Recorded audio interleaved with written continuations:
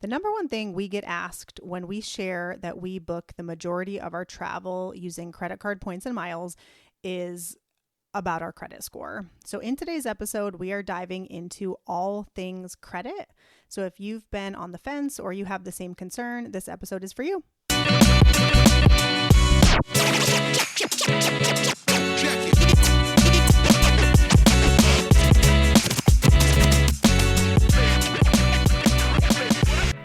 Hi, I'm Rhea. And I'm Dwayne. And we are your hosts of the Travel Party of Five podcast, where we share how we travel as a family of five around the world. We will also share how we use points and miles to travel as affordably as possible and sometimes even completely free. So if you're wanting to travel more with your family, but you're not sure how, we'd love for you to listen in.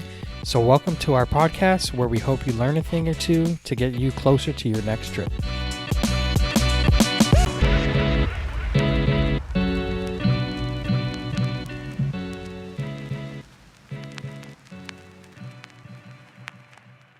Hey guys, welcome back to Travel Party of Five podcast. Yes, welcome back. Thank you for tuning in. Today we are going to be talking about what goes into calculating a credit score and the 5 factors that determine that. Yep. So I would say credit is hands down the most common thing that we get asked about anytime we talk about using points or miles and the fact that we open up a decent amount of credit cards every year. And I get it, right? Like credit score is a big topic. And I also feel like there's a lot of misinformation out there about your credit score and what goes into it. So today we are diving into everything that goes into making up your score, plus some tips on how you can almost gamify it a little bit. And we've also got some tips on, improving your score. And we will also share our credit scores and how they've changed in the year and a half or so that we've been pretty aggressively opening up cards. So I think let's get into it. So Dwayne mentioned there are 5 main factors that go into determining your credit score, and they're all weighted a little bit differently. So we're going to start in what's weighted the most, and then we'll go down to what's weighted the least. And I'm going to list out all 5 factors, and then we'll dive into each one a little bit more. So the first thing is going to be your payment history. This is roughly 35% of your credit score. And so it is looking back like 7 years and looking at all the credit card payments and whatever other payments you have been making, like car payments or mortgage payments, to determine what has been on time or if any have been more than 30 days late. The second thing is the amount that you currently owe. So the amount of debt that you have. This is weighted about 30%, but it's not necessarily the amount that you owe, but it's the percentage of debt that you have in relation to your total amount of allowed debt. I have a question. Let's backtrack. For payment history, so if you don't pay it on time, you take a big hit. Is that correct? Yeah, but usually you have a 30-day grace period. So generally a credit card company is not going to report you for a late payment until it's been 30 days or more. So like if you miss it by a day or two, that's not a big deal. But yes, if you even just one missed payment in the last 7 years across all of your bills will hurt you. Yep. And we can talk about maybe how to fix that if you have like just one. Does that answer your question? Yes. Okay. So going back to the second factor, it is the amount of debt that you currently owe compared to your total available credit. And it's basically looking at a percentage. So that's the second piece. The third of the 5 is the length of your credit history. And then the fourth piece is new credit. So every time you apply for credit, your score does get dinged a little bit. This makes up roughly 10% of your score. And then the fifth thing is what types of credit or loans you have taken out. Apparently banks like to see a mix of your credit cards, auto loans, home loans, that kind of thing. They don't want it to be all credit cards, for example. So they want a nice mixture, and that's also worth maybe 10% of your score. So it's not a huge amount, and probably the one I would give the least amount of attention to. So to recap, we have payment history, the amount of debt you currently owe, the length of your credit history, the amount of new credit you have, and then the types of credit that you have. So let's dive into payment history because this is the most heavily weighted, and it doesn't factor in things like utilities, or like even rent payments. I don't think count. I could be wrong on that part, but it doesn't factor in utilities or anything like that. It does factor in like any car loans that you have, credit card payments, mortgages, that sort of thing. So if you have a history of frequently missed payments, then quite frankly, this is a big red flag to the banks and also should be a red flag to you yourself. And I would recommend maybe figuring out why that is and a solution for it before you continue to take on more debt. Yeah. Because like we're always talking about, the thing that you don't want to do in this hobby is spend more than you would normally spend without the cards. Yeah. That defeats the entire entire purpose of getting free travel or nearly free travel. So I think if that's you, then I would probably kind of dive a little deeper into why you have all these missed payments and maybe come up with a solution.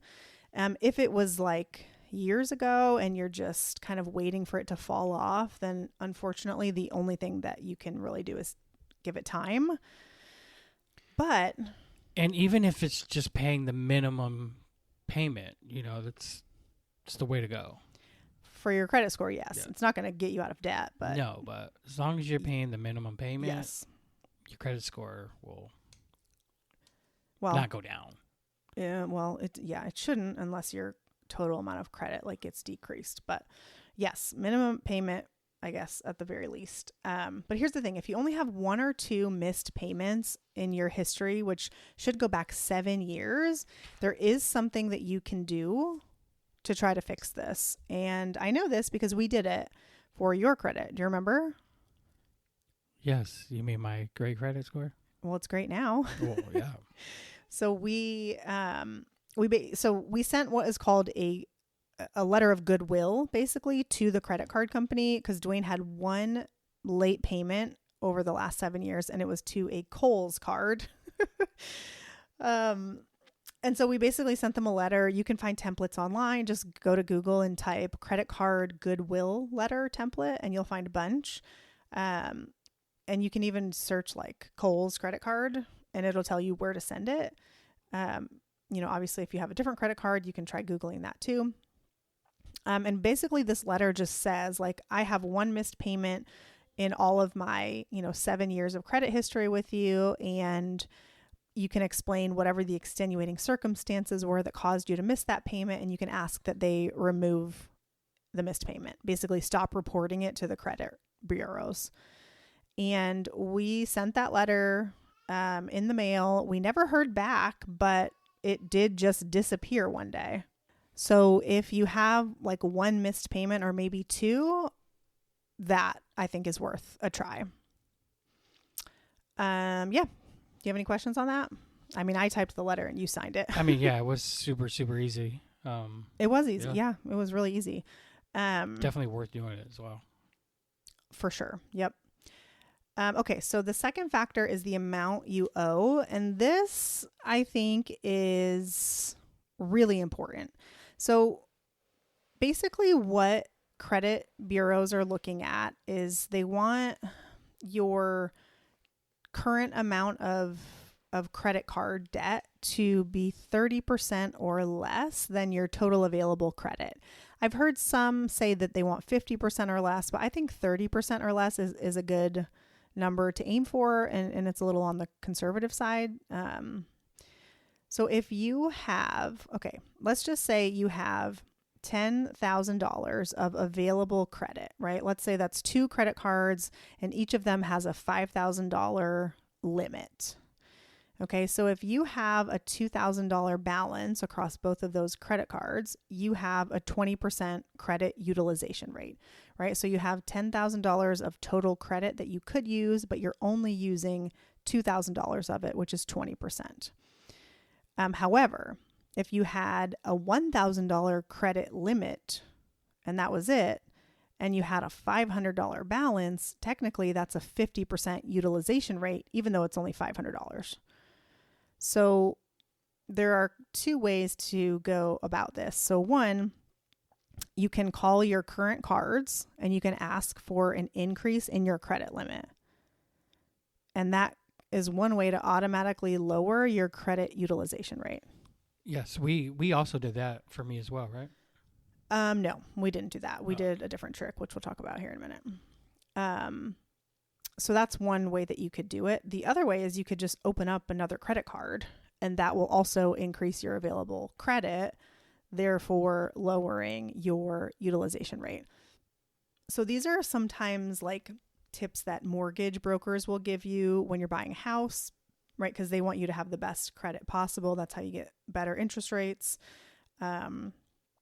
And some of this is actually, that's how I learned some of this, was when we bought our first house. We had to do a couple of these tricks. Okay, so the next piece of the puzzle is the length of your credit history. So if you're really young, or maybe you haven't really had any credit cards or any kind of thing where you needed a credit score or check before, then the length of your credit history is going to be short, and that can hurt you. And the reason behind that is, the credit bureaus are going to trust a 55-year-old man who has a 30 plus year history of on-time payments way more than they're going to trust a 21-year-old that has never had a credit card before.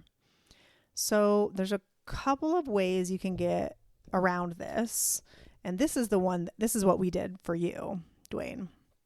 So the easiest way is to have a trusted family member who, I cannot stress this enough, has good credit. Okay. You do not want someone to do this if they have bad credit or if they have a lot of debt. But a family member or trusted friend who has good credit and has a long credit history can add you as an authorized user to one of their oldest credit cards. And they don't have to give you a card. Like, they don't have to do anything. So it's very low risk for them, right? Because they're adding you as a user, but you're not actually going to have the ability to charge anything to their cards.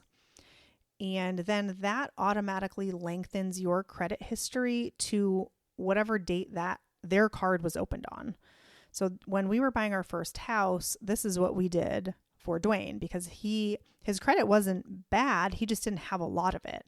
So we added him to my oldest credit card, which increased his credit history length by maybe 5 or 10 years.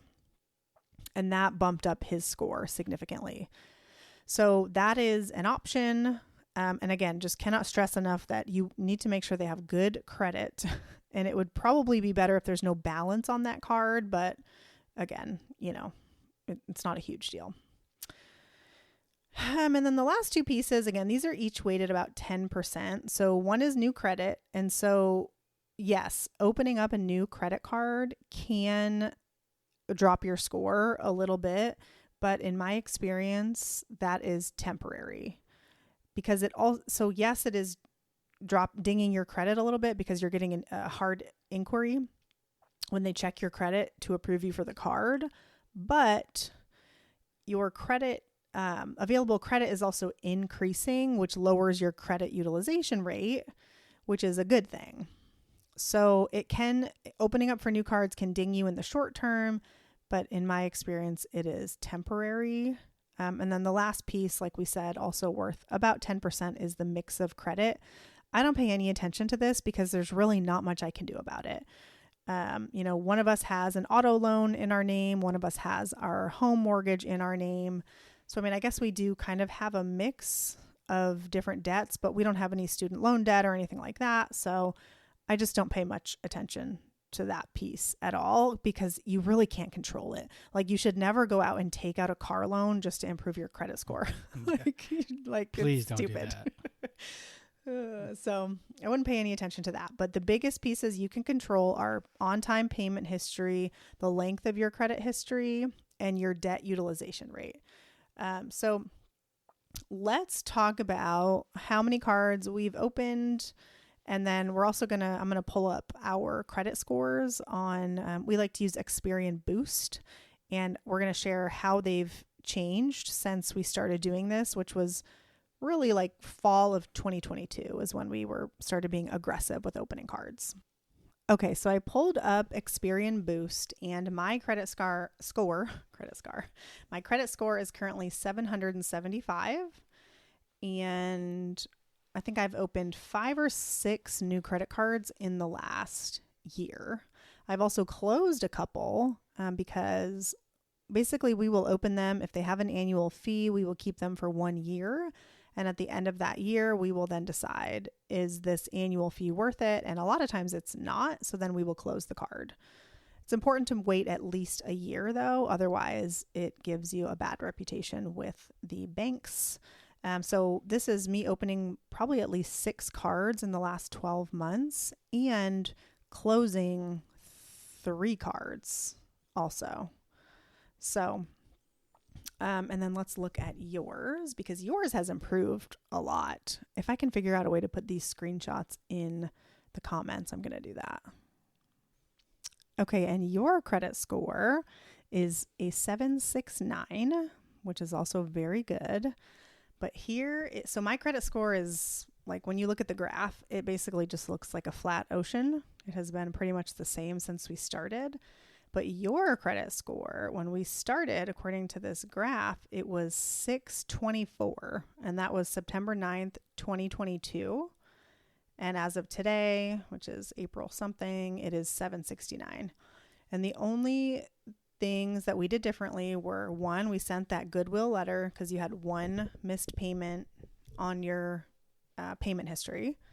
And then I think I added you to another one of my credit cards. And the only other thing we've done is open credit cards. And so credit is kind of if you don't use it, you lose it kind of a thing. And so consistently opening up cards and then paying off the balance every month has increased your credit score 140 points almost, 130 something points. That's good. Which is great. That's fantastic.